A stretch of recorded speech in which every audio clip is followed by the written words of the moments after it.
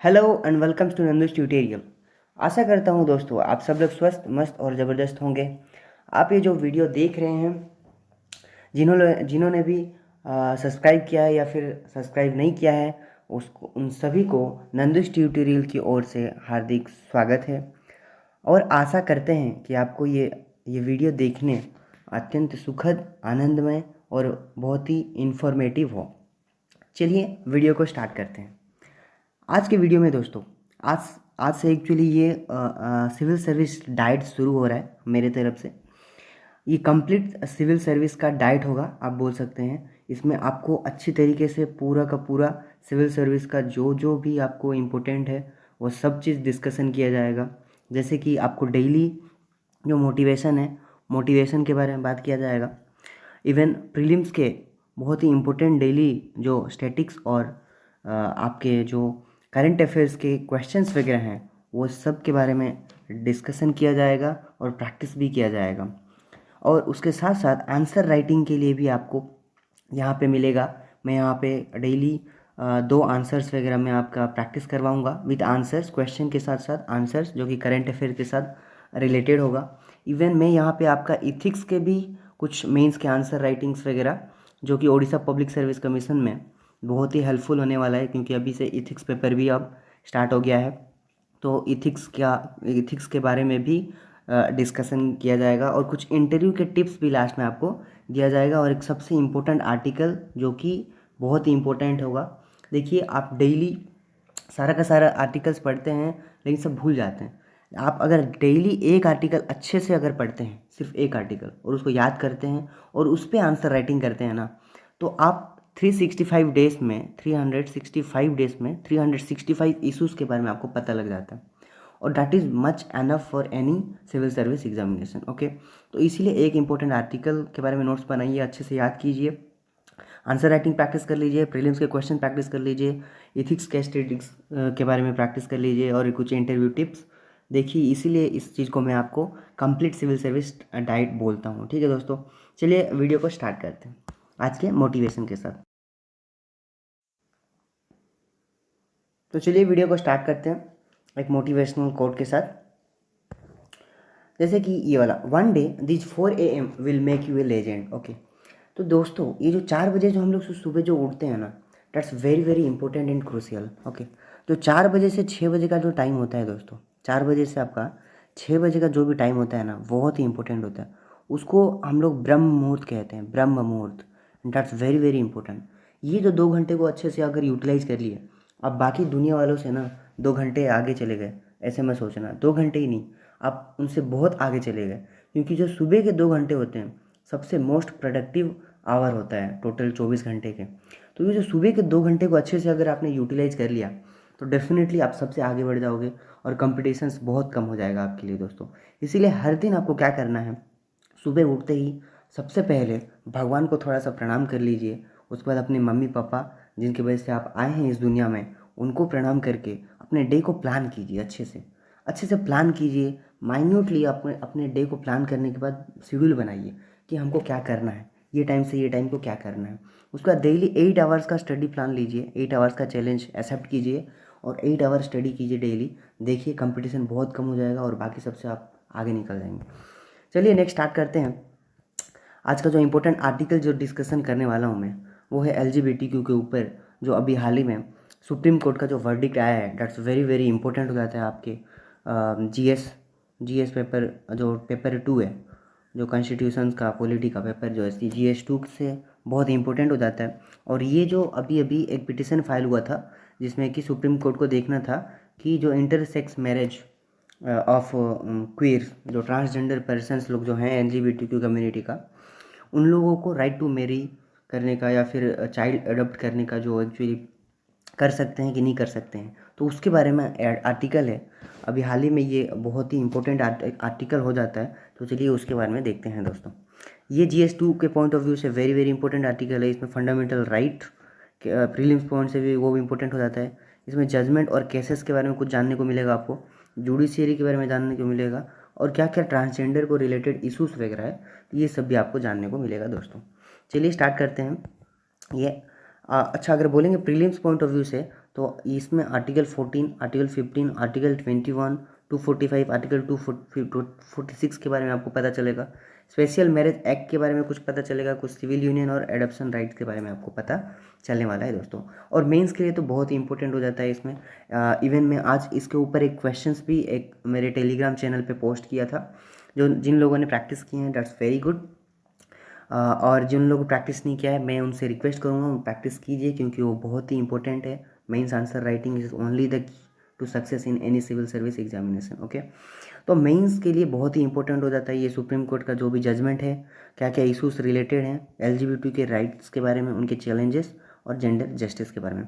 चलिए अब पूरा अच्छे से डिटेल पूरा अच्छे से हम लोग डिस्कस करते हैं। तो अभी हाल ही में हुआ क्या, सुप्रीम कोर्ट रिफ्यूज कर दिया जो लीगल रिकॉग्निशन देना चाहिए था मैरिज का between person of same sex, जो ट्रांसजेंडर पर्सनस हैं उनके बीच में जो मैरिज होने का जो लीगल रिकॉग्निशन है वो एक्चुअली सुप्रीम कोर्ट ने रिफ्यूज कर दिया।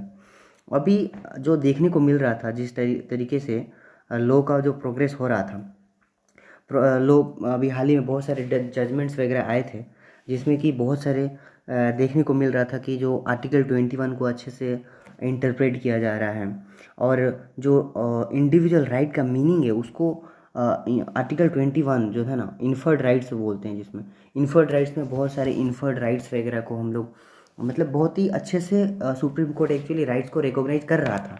तो ये एक्सपेक्टेशन था कि इस बार मिल जाएगा जो ये जो ट्रांसजेंडर पर्सन्स लोगों को राइट टू मैरिज वाला जो अधिकार है ना वो मिल जाएगा, ऐसा लग रहा था। बट हुआ क्या, उल्टा हो गया। जो एक्सपेक्टेशन था वो सारे एक्सपेक्टेशन पे पानी फिर गया। और ये जो 5 जज कॉन्स्टिट्यूशन का बेंच जो बैठा था, जिसको देखना था स्पेशल मैरिज एक्ट के बारे में, एक कानून है जो कि अलाउ करता है किसी भी 2 पर्सन को मैरी करने के लिए विदाउट जेंडर न्यूट्रल। तो ये एक्ट के बारे में थोड़ा सा रिव्यू करने के लिए बताया गया था, मतलब पिटिशन फाइल किया गया था सुप्रीम कोर्ट को बोला गया था ये आप देखिए। बट सुप्रीम कोर्ट ने साफ साफ मना कर दिया। और अभी आर्टिकल 21 को बहुत अच्छे तरीके से इंटरप्रेट किया जा रहा था। हाल ही में बहुत सारे जजमेंट्स वगैरह मैं आपको बताऊंगा, जिसमें कि बहुत सारे इन्फर्ड राइट्स जो कि डायरेक्टली लिखा हुआ नहीं है, लेकिन आपको वो राइट्स मिलते हैं एज ए फंडामेंटल राइट। तो उसका एम्पलीट्यूड बढ़ गया था आर्टिकल 21 का। बट हुआ क्या, अभी जिस तरीके से अभी सुप्रीम कोर्ट ने अभी जिस तरीके से इंटरप्रेट किया है चीज़ों के बारे में, तो वो अभी थोड़ा सा उतना अच्छा नहीं लगा। बहुत सारे क्रिटिक्स और बहुत सारे आर्गूमेंट हो रहा है इस चीज़ के बारे में, और क्या क्या इश्यूज़ वगैरह है, ये सब चीज़ के बारे में अभी डिस्कस करेंगे। चलिए डिस्कस करते हैं कि सुप्रीम कोर्ट ने एक्चुअली में क्या बोला, क्या क्या ऑब्जर्वेशन बोला सुप्रीम कोर्ट ने। सबसे पहले बात सुप्रीम कोर्ट ने कहा कि ये जो लॉ वगैरह जो कानून वगैरह बनाने का काम है वो तो लेजिस्लेचर का काम है, हमारा काम है नहीं। सबसे पहले उन्होंने डायरेक्टली ऐसे बोल दिया कि कानून जो बनाने का काम है हमारा काम नहीं है भैया, वो आपका काम है, लेजिस्लेचर का काम है। तो लेजिस्लेचर को ही करना चाहिए, हम लोगों को नहीं करना चाहिए। और इवन जो स्पेशल मैरिज एक्ट जो है वो ये जो है अगर यहाँ पर एक कॉन्स्टिट्यूशन में एक प्रोविज़न है जिसमें कि एक सेंट्रल लॉ अगर ना हो, तो आर्टिकल 245 और आर्टिकल 246 कहता है कि स्टेट और पार्लियामेंट दोनों अपने अपने ज्यूरिस्डिक्शन में वो ये सब रेगुलेट कर सकते हैं सेम सेक्स मैरिजेस के बारे में। तो देखिए ये इंपॉर्टेंट हो जाता है। अब ये आर्टिकल के बारे में आपको इंपॉर्टेंट हो जाता है, आपको ये याद रखना पड़ेगा कि आर्टिकल 245 और 246 कहता है कि स्टेट गवर्नमेंट या फिर पार्लियामेंट दोनों रेगुलेट कर सकते हैं सेम सेक्स मैरिज के बारे में। तो ऐसे सुप्रीम कोर्ट ने कहा है। और सुप्रीम कोर्ट ने भी ये भी कहा कि स्टेट में choose from A number of policy outcomes, state खुद ही चूज कर सकता है खुद का पॉलिसीज वगैरह आउटकम्स वगैरह जो भी, और ये सब चीज़ के बारे में खुद भी जेंडर न्यूट्रल लॉज वगैरह बना सकता है। और वो स्पेशल मैरिज एक्ट वाला जो भी है ना उस टाइप का इंस्टीट्यूशंस बना सकते हैं। तो वैसे मतलब सुप्रीम कोर्ट ने कुछ भी मतलब नहीं कहा है, मतलब वो सीधा कह दिया है कि आप लोग के ऊपर डिपेंड करता है, लेजिस्लेचर के ऊपर डिपेंड करता है कि आप लोग के पास पावर है, आप लोग उसको रेगुलेट कीजिए, हमें मतलब मत बोलिए। और इवन उन्होंने कहा सुप्रीम कोर्ट ने कि तमिलनाडु हैज़ ऑलरेडी वो हिंदू मैरिज एक्ट को अमेंड करके वो right to allow self respect में वो ये मैरिज वगैरह को रिकॉग्निशन दे दिया है, जिसको कि तमिल में सूया मरिया थाई मैरिज कहते हैं, सूर्या मरिया थाई मैरिज, जिसमें कि सेम सेक्स मैरिज को लीगल रिकॉग्निशन दिया गया है। तो जैसे स्टेट गवर्नमेंट कर रहे हैं तो आप लोग भी ऐसे कर सकते हो। और उन्होंने ये भी कहा on the right to form civil union, जो अगर सिविल यूनियंस बनाने का जो अधिकार होता है क्या, ये भी एक क्वेश्चन था, पिटिशनर जो फाइल किए थे वो भी क्वेश्चन एक था, सुप्रीम कोर्ट को देखना था कि क्या ये जो इंटर क्वियर्स वगैरह मतलब जो LGBTQ कम्युनिटी है, क्या वो सिविल यूनियन बना सकते हैं कि नहीं बना सकते हैं। तो एक्चुअली यूनियन वो तो बना सकते हैं, सुप्रीम कोर्ट ने कहा कि ये जो राइट है वो रेस्ट्रिक्ट नहीं किया जा सकता only the basis of sexual orientation, क्योंकि वो वायलेट करता है आर्टिकल 15 को, ऐसे उन्होंने कहा। तो इसीलिए सुप्रीम कोर्ट ने ये बोला कि हाँ आप कर सकते हो, मतलब यूनियन वगैरह बना सकते हो, and government is not obligated to recognise the bouquet of right. लेकिन लेकिन बेंच ने बोला कि हाँ यूनियन तो बना सकते हो, लेकिन डिफरेंट डिफरेंट और बाकी जो भी राइट्स वगैरह के बारे में आप लोग जो बोल रहे हो, डिफरेंट राइट्स वगैरह जो मिलना चाहिए एडॉप्टेशन राइट्स के बारे में, वो सब नहीं मिल सकता है। जैसे कि ट्रांसजेंडर पर्सन के बारे में जो मेजोरिटी ओपिनियन आया, जो बेंच का मेजोरिटी ओपिनियन जो आया, वो कहा, उन्होंने कहा, सुप्रीम कोर्ट के मेजोरिटी बेंच ने कहा कि जो ट्रांसजेंडर का individuals have the right to marry within the existing legal framework, जो हमारा एग्जिस्टिंग लीगल फ्रेमवर्क है अपने हिसाब से वो मैरी कर सकते हैं। वो अपने आप को कोई मेल बोलता है, कोई अगर फीमेल अगर कैसे रजिस्टर करवाता है, तब जाके वो एक दूसरे में मैरिज कर सकते हैं। जो लीगल फ्रेमवर्क है उस लीगल फ्रेमवर्क में रह के वो मैरी कर सकते हैं, इसमें कोई भी दिक्कत वाली बात है नहीं। कोर्ट ने भी कहा कि जो मद्रास हाई कोर्ट का जो डिसीजन था, अरुण कुमार और इंस्पेक्टर जनरल ऑफ रजिस्ट्रेशन, ये जो केस था, ये वेरी वेरी इंपॉर्टेंट केस है। और ये सुप्रीम कोर्ट बेंच ने कहा कि जो मद्रास हाई कोर्ट का जो डिसीजन था, जो कि डिक्लेयर करता है कि marriage between a Hindu male and trans women a valid union, ये जो है उसको बोला वो एफर्मेशन मिल गया। एफर्मेशन मतलब ठीक है, कोई दिक्कत नहीं है, क्योंकि ये बेंच ने डिक्लेयर किया था कि marriage between a Hindu male and a trans women a valid union.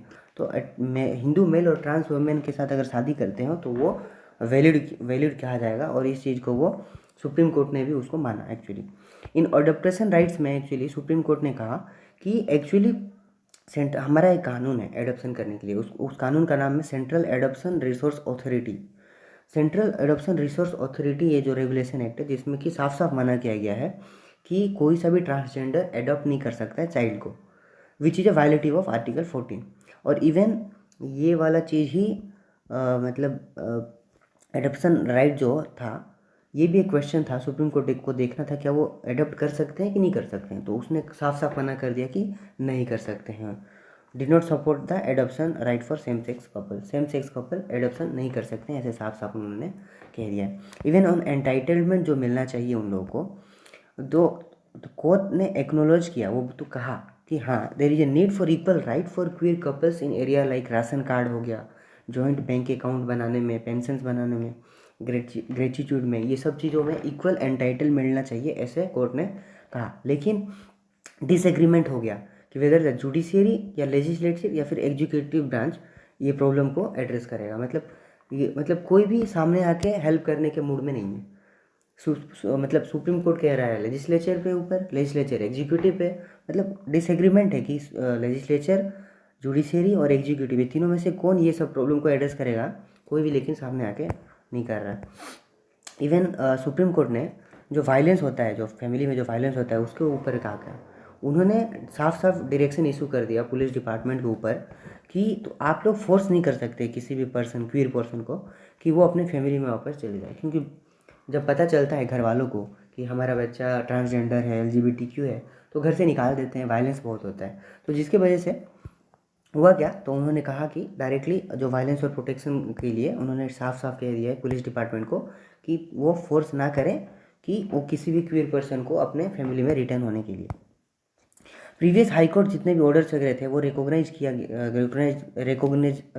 किए थे legitimacy of queer couples in living relationship, afforded them protection from violence भी, ये सब मिला था। अभी आपने देखा होगा कि जो सेम सेक्स रिलेशनशिप को मतलब डिक्रिमिनलाइज कर दिया गया था, ठीक है। तो प्रीवियस हाई कोर्ट वगैरह ये सब लेजिटिमेट है बोल के बोला गया था।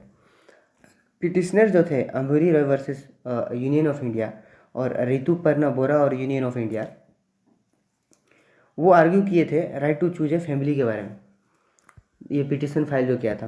तो उसमें भी सुप्रीम कोर्ट ने क्या क्या देखते हैं, ऑन द सेक्स जेंडर और डिस्क्रिमिनेशन में जो वर्डिक्ट जो सुप्रीम कोर्ट ने रिजेक्ट कर दिया गवर्नमेंट का argument that same sex union are unnatural और नॉन इंडियन, क्योंकि गवर्नमेंट ने कहा था कि सेम सेक्स यूनियन जो है वो अननेचुरल है, वो नॉन इंडियन है। इसको तो साफ साफ कोर्ट ने रिजेक्ट ही कर दिया था और वो एक्नोलेज किया था जो क्वीर का जो लव है वो इंडिया में लॉन्ग टाइम से देखने को मिलता है। इवन आप देखोगे ना मंदिर वगैरह में, डिफरेंट प्राचीन मंदिर वगैरह में, तो वहाँ पे डिफरेंट आपको स्कल्पचर्स वगैरह, मूर्ति वगैरह देखने को मिलता है जहाँ की सेम सेक्स वगैरह के बारे में आपको देखने को मिल जाता है, सेम सेक्स।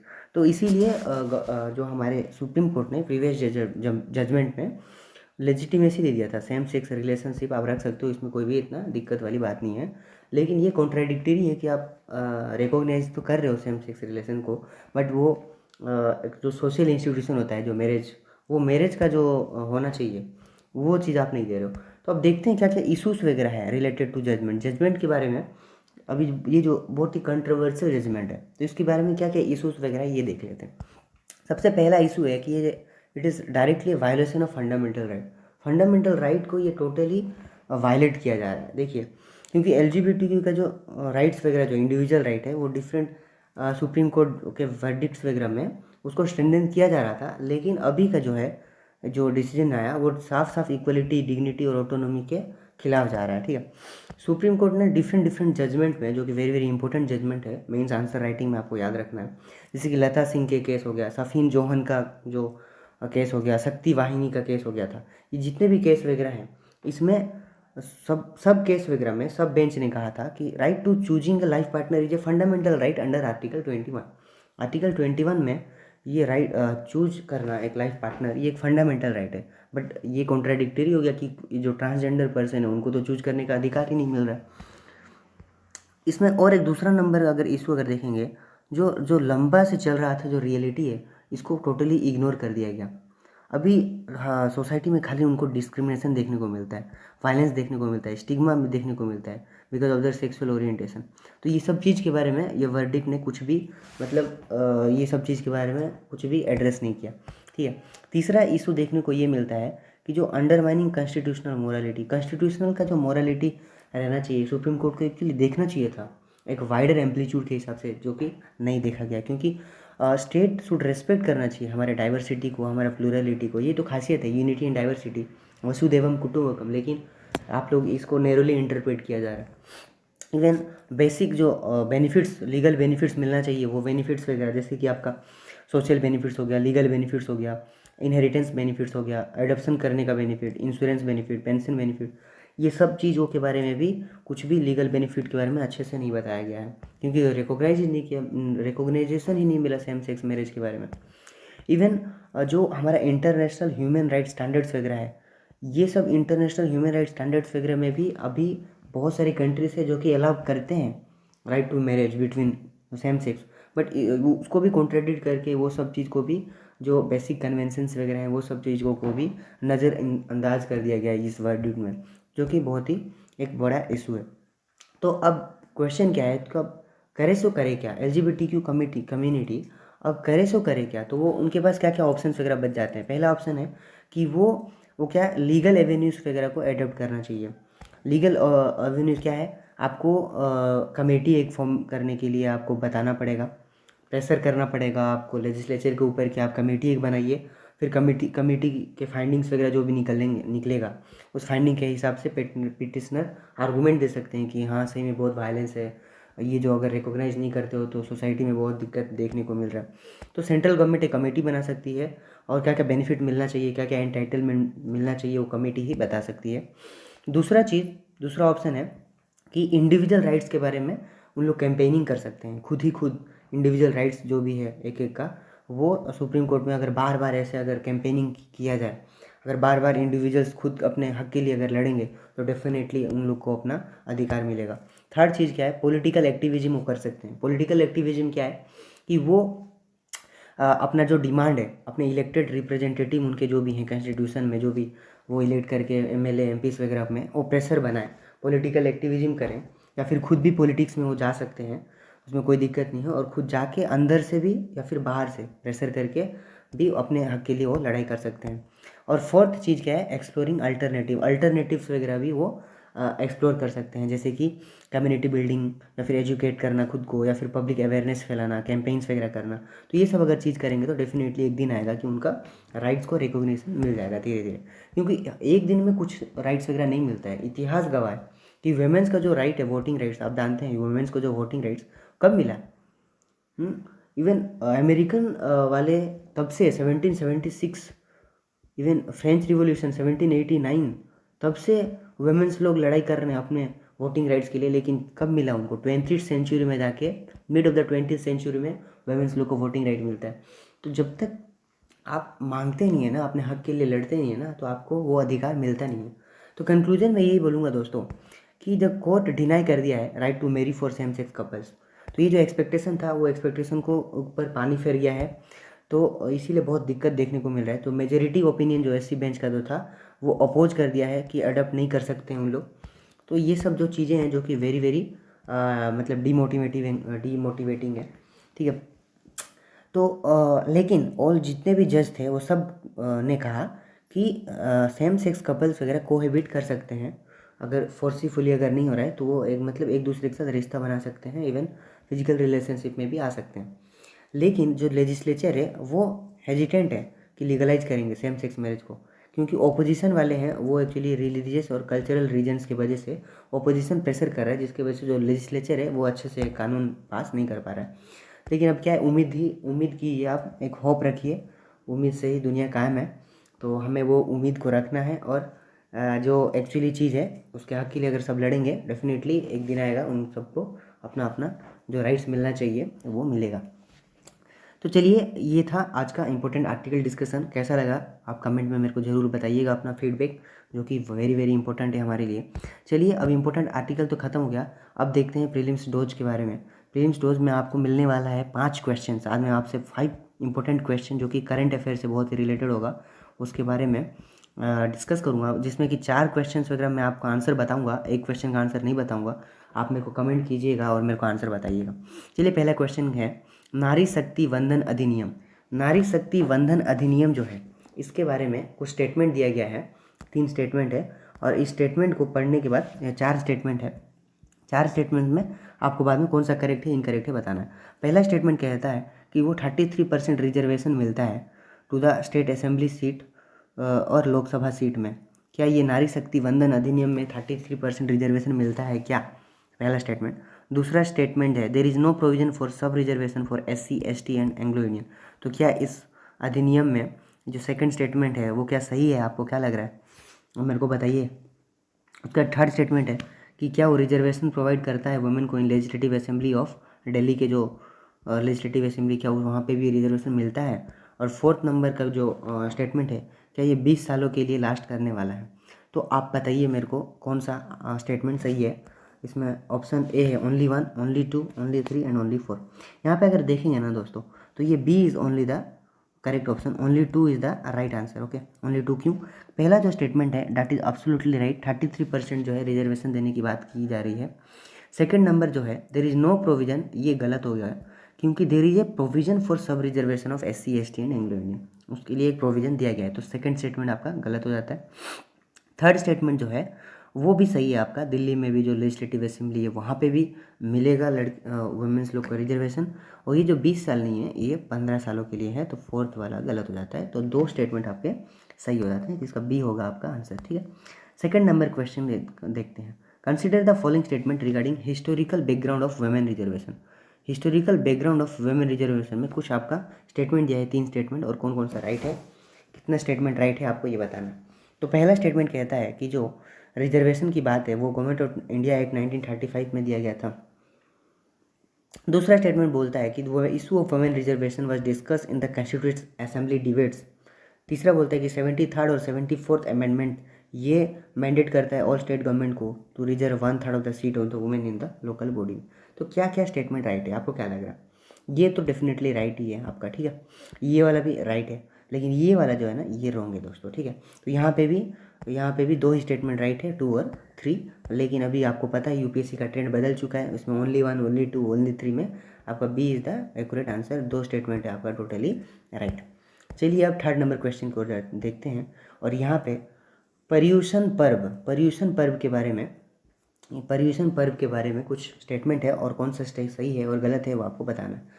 तो पहला स्टेटमेंट कहता है कि जो पर्यूषण पर्व है वो एक फेस्टिवल है बुद्धिज्म का, सेलिब्रेटेड ऑल ओवर इंडिया। तो ये भूल स्टेटमेंट है, बुद्धिज्म नहीं है। पर्यूषण पर्व एक्चुअली जैनिज्म का एक बहुत ही बड़ा पर्व है। तो ये स्टेटमेंट गलत हो जाता है। सेकेंड नंबर क्वेश्चन है, it involve fasting, penance, meditation and self reflection aiming for soul purification and going to avert future transgeneration. तो ये एब्सोल्युटली करेक्ट स्टेटमेंट है। तो आपका इस हिसाब से करेक्ट हो जाएगा आपका बी, टू ओनली, मतलब बी हो जाएगा आपका करेक्ट आंसर। ठीक। नेक्स्ट फोर्थ नंबर क्वेश्चन है, consider the following statement regarding national higher educational qualification framework के बारे में। तो पहला स्टेटमेंट कहता है कि ये जो फ्रेमवर्क है that is mean to streamline higher education qualification draw abilities from the European Bologna process. क्या ये सही है? डेफिनेटली पूरा सही है। ठीक है, कोई दिक्कत नहीं है। सेकंड कहता है कि national higher education qualification framework को exist with other framework such as national credit framework, academics bank of credit. क्या ये सही है? तो आप अच्छे से पढ़ेंगे तो देखेंगे ना, ये भी आपका एब्सोल्युटली करेक्ट स्टेटमेंट है। ठीक है। थर्ड है जो, it gives equal importance to discipline like agriculture, law, medicine and pharmacy. ये आपका गलत स्टेटमेंट है, क्योंकि ये इक्वल इंपॉर्टेंस क्या, ये सबको इंपॉर्टेंस बिल्कुल भी नहीं देता है। ये फ्रेमवर्क में ये सब बहुत इंपॉर्टेंट चीज़ है लेकिन इंपॉर्टेंट नहीं देता है। तो इसका भी अगर करेक्ट देखेंगे तो ओनली बी होगा आपका आंसर। ओनली टू स्टेटमेंट ही आपका करेक्ट है दोस्तों। ठीक है। अब मैं आपको फिर से बताता हूँ, अगर आपको ये इसका PDF चाहिए तो आप मेरे टेलीग्राम चैनल को ज्वाइन कर सकते हैं, लिंक डिस्क्रिप्शन में आपको मिल जाएगा, या फिर आप डायरेक्टली टेलीग्राम पे जाइए, वहाँ नंदुश ट्यूटोरियल के नाम से सर्च कीजिए और ज्वाइन कर सकते हैं आप। ठीक है। फिफ्थ नंबर एक क्वेश्चन है आपके लिए, आप मेरे को कीजिए ये वाला करके, आप कमेंट कीजिए। बहुत ही प्यारा क्वेश्चन है, आप खुद पढ़िए और करिए, बहुत ही मज़ा आएगा आपको। ठीक है। नेक्स्ट देखते हैं, अभी हम लोग मेंस का आंसर राइटिंग के बारे में भी हम लोग पढ़ेंगे। मैं जो आपका डिस्कशन अभी करवाया जो आर्टिकल के बारे में, उसी के बारे में अभी एक मेंस का क्वेश्चंस मैं सुबह ही अपलोड कर दिया था अपने टेलीग्राम चैनल में। जिन लोगों ने आंसर्स लिखे हैं वो ये जो हमारा जो मॉडल आंसर्स है उसके साथ मैच करके अपने आप का मार्किंग कर सकते हैं और देख सकते हैं कि आपका लेवल क्या था और अपना चेक कर सकते हैं। ठीक है। तो चलिए, क्वेश्चन क्या था? क्वेश्चन था कि हाल ही में जो सुप्रीम कोर्ट है रिफ्यूज़ कर देता है रिकॉग्नाइज करने के लिए जो मैरिज बिटवीन जो राइट टू मैरिज है उसको एक्चुअली लीगल रिकॉग्निशन नहीं देता है। तो that is a huge setback to the queer community. ठीक है। तो do you think it was a missed opportunity to grant equality to queer couples? क्या आपको लगता है कि एक मिस्ड अपॉर्चुनिटी है grant equality to a queer couples? इसको 250 वर्ड्स में आपको लिखना था। ठीक है। तो चलिए देखते हैं इसका आंसर किस तरीके से आप लिख सकते हैं। तो सबसे पहले एक इंट्रोडक्शन देंगे। इंट्रोडक्शन में आप क्या लिख सकते हैं? आप इंट्रोडक्शन में लिखेंगे कि हाल ही में 2018 में नवतेज जौहर जजमेंट आया था, जिसमें कि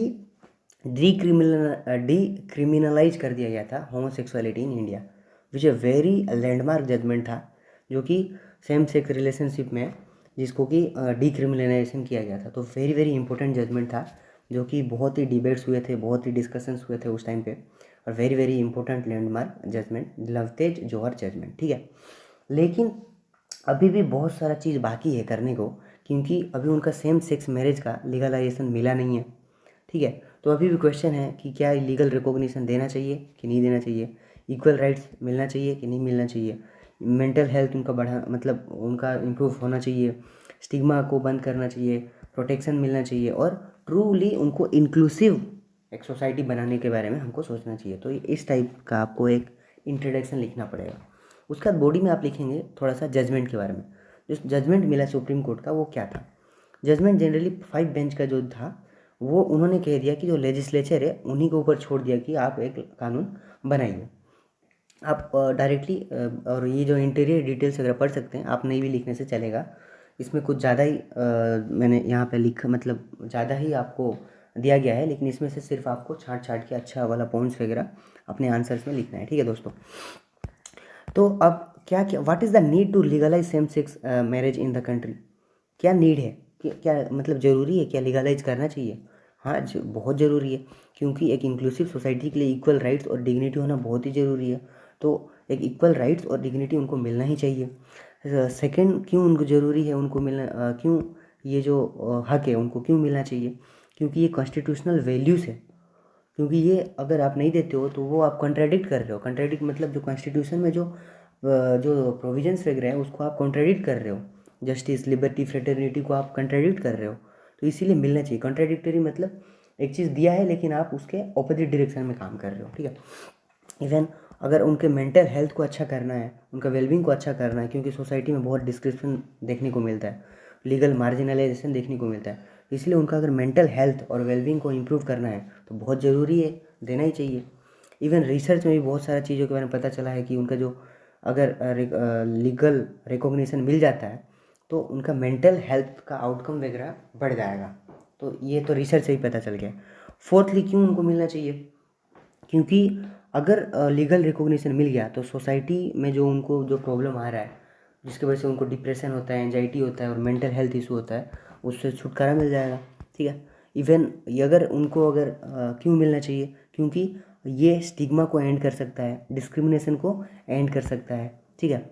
और एक पावरफुल मैसेज भी दे सकता है ये सोसाइटी को कि जो लव है it's having no gender and all citizen जो भी हैं उनका सेक्सुअल ओरिएंटेशन जो भी हो, they are entitled to the same rights and privileges, ठीक है। तो it will serve as a catalyst for dismantling deeply ingrained prejudice and stereotype. हमारे समाज में जो स्टीरियोटाइप्स हैं, जो अंधविश्वास है, तो ये सब चीज़ को डिसमेंटल करने के लिए ये बहुत ही ज़रूरी चीज़ था।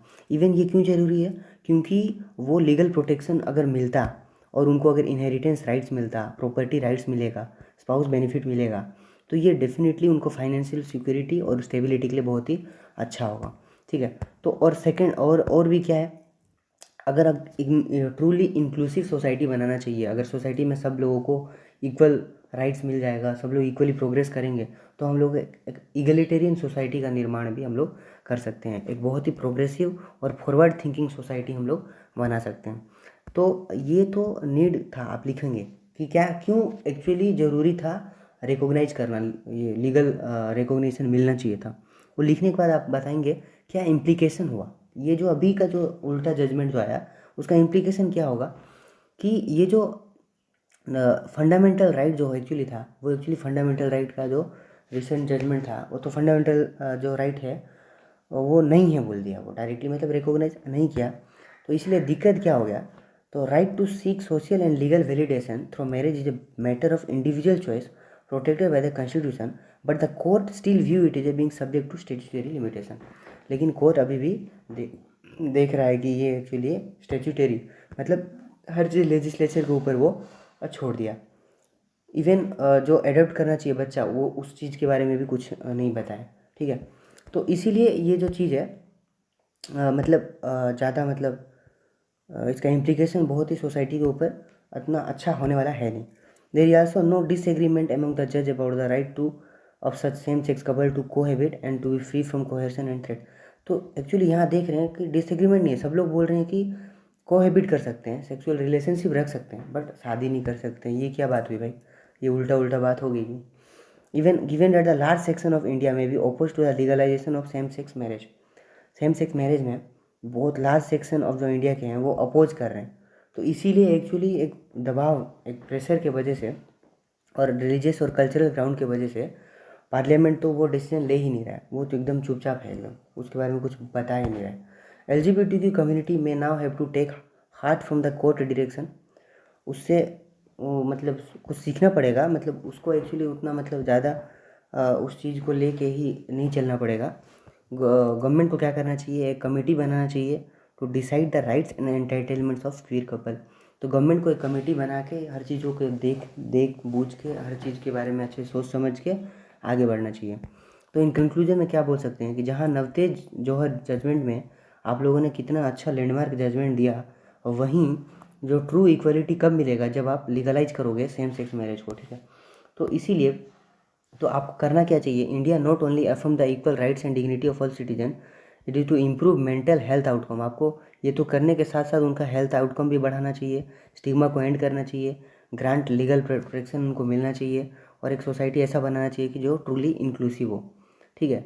तो इसीलिए मतलब वेरी वेरी इंपॉर्टेंट हो जाता है ये जजमेंट जो हुआ आया, वो एक्चुअली ऐसा जजमेंट ना होता तो अच्छा रहता। और हमको तो लगता ही है कि ये लीगल रिकॉग्निशन मिलना ही चाहिए अगर आपको एक वो अच्छा सोसाइटी का, प्रोग्रेसिव सोसाइटी का निर्माण करना है।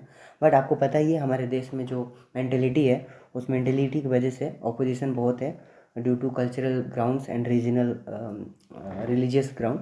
तो इसीलिए ये एक्चुअली चीज़ों के बारे में भी मतलब छोड़ दिया गया है, कुछ अच्छे से बताया नहीं गया है, ठीक है। अब नेक्स्ट देखते हैं, इथिक्स का एक क्वेश्चन है जो कि वेरी वेरी इंपॉर्टेंट क्वेश्चन है और एक स्टैटिक क्वेश्चन है, वेरी वेरी इंपॉर्टेंट। चलिए डिस्कशन करते हैं।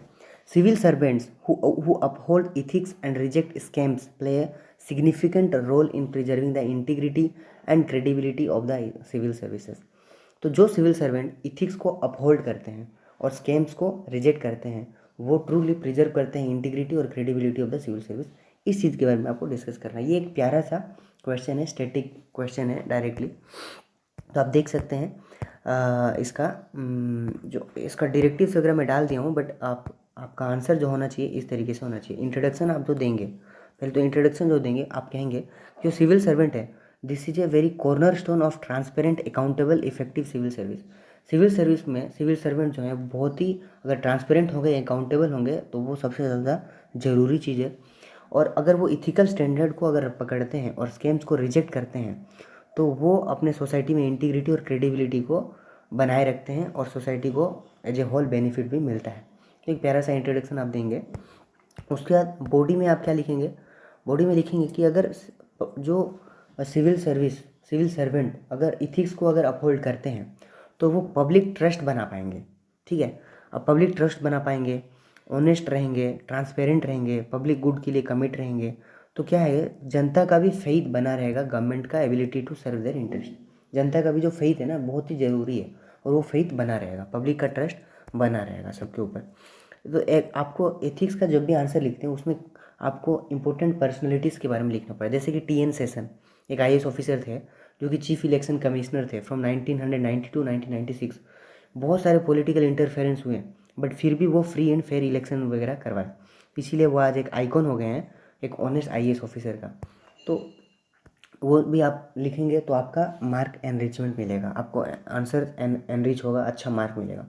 इवन आपका अगर इथिक्स अच्छा है, सिविल सर्वेंट का अगर इथिक्स वो अपहोल्ड करता है, स्कैम्स नहीं करता है, तो वो करप्शन को कम्बेट करने में हेल्पफुल होगा, ठीक है। फ्रॉडलेंट एक्टिविटीज़ वगैरह ज़्यादा होगा नहीं, जिसकी वजह से अच्छे से पब्लिक रिसोर्सेज का इस्तेमाल हो पाएगा, और जिस चीज़ के लिए पब्लिक रिसोर्सेज वगैरह हैं उसी चीज़ के लिए वो अच्छे से यूज किया पाएगा। और सेकेंडली और एक आपका अच्छा एग्जाम्पल है अशोक खेमका, वो भी एक IAS ऑफिसर थे, उनका 55 टाइम्स ट्रांसफ़र हुआ है। वो इवन जो गांधी के परिवार के जो लॉ थे, रॉबर्ट वाड्रा का जो लैंड रजिस्ट्रेशन में एक प्रोसेस होता है म्यूटेशन नहीं करवाए, वो कैंसिल कर देते थे बिकॉज ऑफ। तो उनका बहुत सारा ट्रांसफ़र देखने को मिलता है अशोक खेम का, तो जो कि वेरी एक एग्जाम्पल सेट करते हैं, ठीक है। इवन रूल ऑफ लॉ को भी आप अगर अच्छे सिविल सर्वेंट बनेंगे तो रूल ऑफ लॉ को भी आप अच्छे से क्या कर सकते हैं, एडहेयर कर सकते हैं। रूल्स रेगुलेशन प्रोसीजर्स वगैरह जो आप अगर बनाएंगे तो एक जो सिविल सर्विस वगैरह जो है वो अच्छे से आपका वर्क करेगा, सर्विस डिलीवरी बहुत ही एफिशिएंट हो जाएगा, ठीक है। इवन लीडरशिप का आप एग्जांपल शो कर सकते हैं, रोल मॉडल आप बना सकते हैं, हाई इथिकल स्टैंडर्ड्स वगैरह सेट कर सकते हैं और दूसरों को भी एनकरेज कर सकते हैं, ठीक है। तो इसीलिए इथिक्स बहुत ही ज़रूरी है सिविल सर्वेंट्स के लिए। इवन पॉलिटिकल न्यूट्रलिटी के लिए भी बहुत ही ज़रूरी चीज़ है। वो अगर इथिक्स को अगर अपहोल्ड करते हो, स्कैम्स वगैरह नहीं करते हो, तो पॉलिटिकल न्यूट्रल आप रह सकते हो। इवन वल्नरेबल पॉपुलेशन जो है, मार्जिनाइज्ड पॉपुलेशन है, उसका प्रोटेक्शन के लिए आप काम कर सकते हो। और ग्लोबली हमारा जो इमेज है, रेपुटेशन है, वो भी हमारा अच्छा रहेगा। और long term institutional health, institutions वगैरह जो है हमारा, जैसे कि जो भी रेस्पेक्टेड इंस्टीट्यूशन है उसका भी हेल्थ भी आप देखोगे तो वो लॉन्ग टर्म के लिए बहुत ही अच्छा साबित देखने को मिलेगा। तो कंक्लूजन में आपको क्या लिखना है कि जो ऑफिसर रिक्रूट होते हैं UPSC के द्वारा, वो टॉप ब्रेन होते हैं सिविल सर्विस के लिए, जो कि रिगरस कंपटीशन से आते हैं। तो इसीलिए हम एक्सपेक्ट कर सकते हैं कि जो ब्यूरोक्रेट्स वगैरह हैं वो जो पब्लिक पॉलिसी बनाएंगे वो बिना फियर, बिना फेवर और बिना करप्शन के अच्छे से बनाएंगे, और अच्छा सोसाइटी और एक अच्छा देश और एक अच्छा मतलब सारा का सारा इंस्टीट्यूशन वगैरह भी एक अच्छा पिलर सेटअप करेंगे, ठीक है। तो अभी हमारा देखिए, हम लोगों ने अभी तक टोटली हम लोगों ने हर चीज़ सारा का सारा जो भी मैंने बोला था सब डिस्कस कर चुके हैं। लास्ट चीज़ है इंटरव्यू, और इंटरव्यू एकदम लास्ट स्टेज होता है, उसके लिए आपको ज़्यादा अभी से तैयारी नहीं करना है, जस्ट छोटा छोटा स्टेप लेना है आपको, छोटा छोटा। बस आज मैं आपको जो टिप्स देने वाला हूँ, बस मैं आपको बताने वाला हूँ कि जब भी इंटरव्यू में जाते हैं तो इंट्रोडक्शन पूछा जाता है, और उस इंट्रोडक्शन को ही आप अभी टाइम लीजिए और एक अच्छा सा अपना इंट्रोडक्शन बनाइए कि आप जब जाएंगे एंट्री करेंगे ना, एंट्री करेंगे तो सबसे पहले चीज़ इंट्रोडक्शन, और इंट्रोडक्शन आप खुद को कैसे इंट्रोड्यूस करते हैं वो सबसे इंपॉर्टेंट हो जाता है। तो सबसे अच्छा चीज़ क्या है, आप अपना अच्छा इंट्रोडक्शन वगैरह बनाइए, बहुत सारा मॉक टेस्ट वगैरह है वो देखिए और वहाँ से सीखिए कि इंट्रोडक्शन अपना कैसे देना चाहिए, आई कांटेक्ट कैसे करना चाहिए, तो उसके बारे में सीखिए। तो यही है आज का इंटरव्यू टिप्स। कैसा लगा आप सभी को? अगर अच्छा लगा तो लाइक कीजिए, शेयर कीजिए और सब्सक्राइब कीजिए। और आशा करते हैं आपको ये वीडियो अच्छा लगा होगा। थैंक यू, बाय बाय, मिलते हैं कल और नए क्वेश्चंस और आंसर।